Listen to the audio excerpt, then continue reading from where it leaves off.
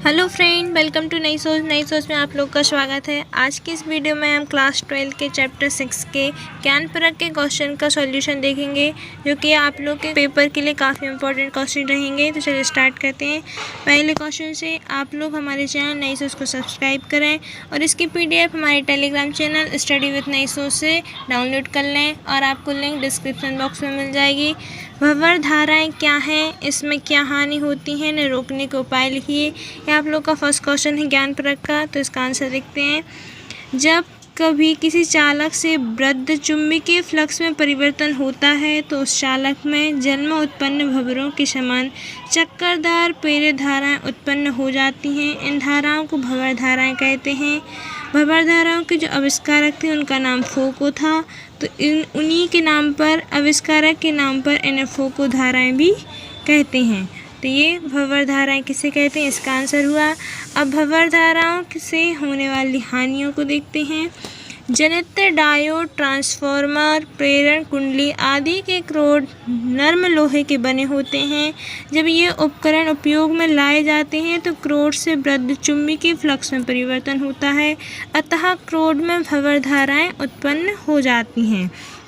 भंवर धाराओं के कारण क्रोड गर्म हो जाते हैं, जिससे विद्युत ऊर्जा का ऊष्मीय ऊर्जा में अपव्यय होने लगता है।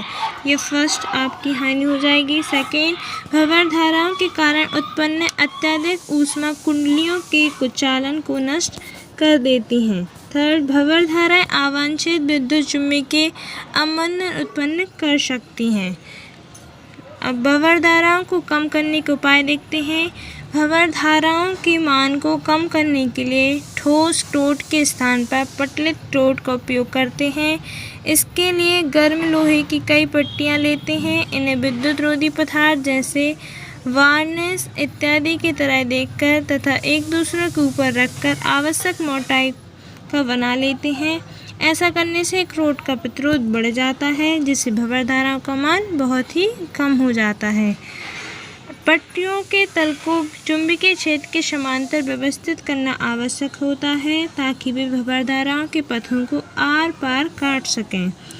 विद्युत ऊर्जा का ऊष्मीय ऊर्जा में अपव्यय भंवर धाराओं की प्रबलता के वर्ग पर निर्भर करता है, अतः भंवर धाराओं की प्रबलता घटने पर ऊष्मीय ऊर्जा की हानि कम हो जाती है। भंवर धाराओं को कम किया जा सकता है, किंतु उन्हें पूर्णतः समाप्त नहीं किया जा सकता है। नेक्स्ट क्वेश्चन देखते हैं। नेक्स्ट क्वेश्चन क्या है? नेक्स्ट क्वेश्चन है आप लोग का, प्रतिरोध बॉक्स के भीतर तार की कुंडलियों को दोहरा मोड़कर बनाया जाता है।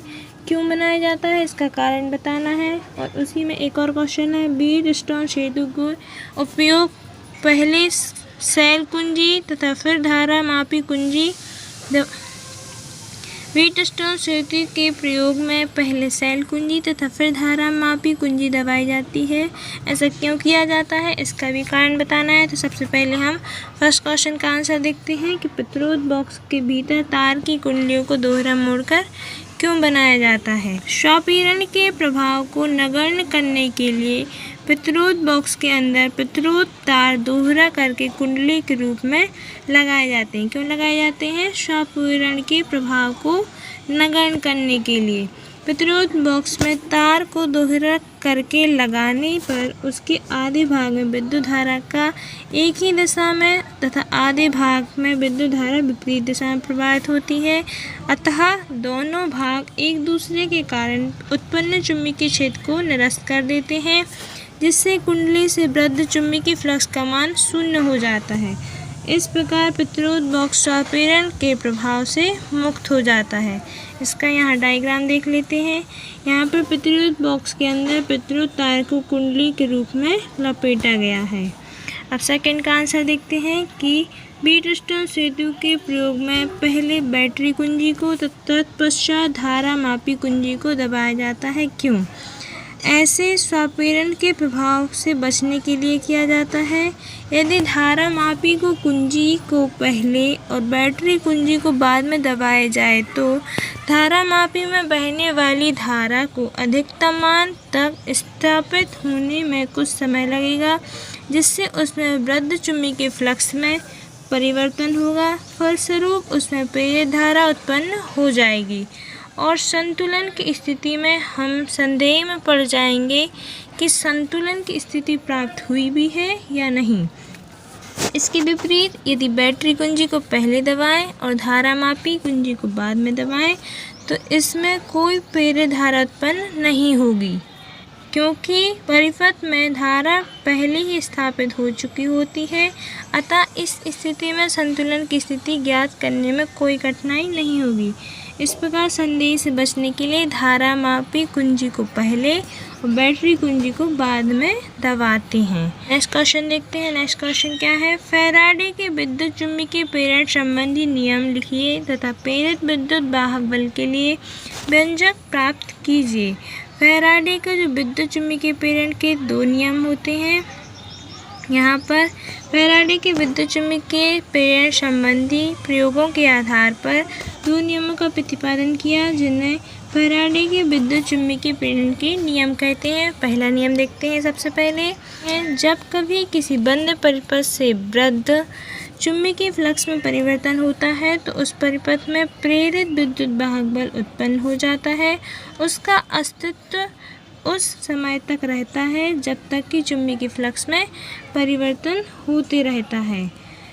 अब यहाँ पर द्वितीय नियम देखते हैं। प्रेरित विद्युत वाहक बल का मान चुम्बकीय फ्लक्स में परिवर्तन की दर के अनुक्रमानुपाती होता है।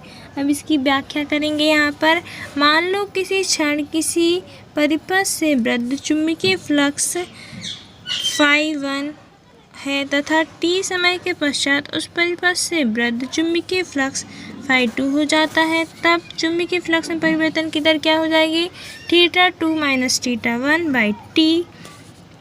अतः फैराडे के विद्युत चुम्बकीय प्रेरण के द्वितीय नियम अनुसार एप्सिलॉन अनुक्रमानुपाती θ2 - θ1/t हो जाएगा, या थीटा इक्वल्स टू क्या हो जाए? अनुक्रमानुपाती का जो साइन है उसको हटा करके यहाँ पर एक नियतांक रखेंगे, माइनस के यहाँ पर एक नियतांक है θ2 - θ1/t, जैसा का तैसा लिख देंगे, जहाँ पर के एक आनुपातिक नियतांक है।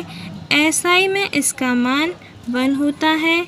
अब एप्सिलॉन इक्वल्स टू क्या हो जाएगा? के का मान 1 हो जाएगा, तो यहाँ पर क्या हो जाएगा? -1 θ2 - θ1/t। यहाँ पर इसको समीकरण 1 लिख देंगे।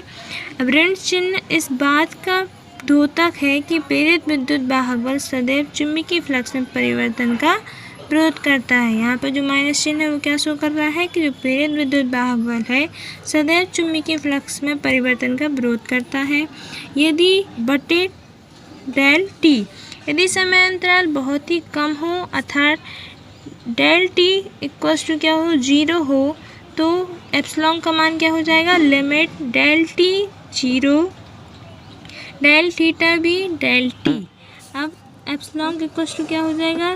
डेल टी की वैल्यू यहाँ पर 0 पुट कर देंगे, dB/dt हो जाएगा। समीकरण 2 से क्या स्पष्ट होता है? यहाँ पर ये समीकरण 2 है।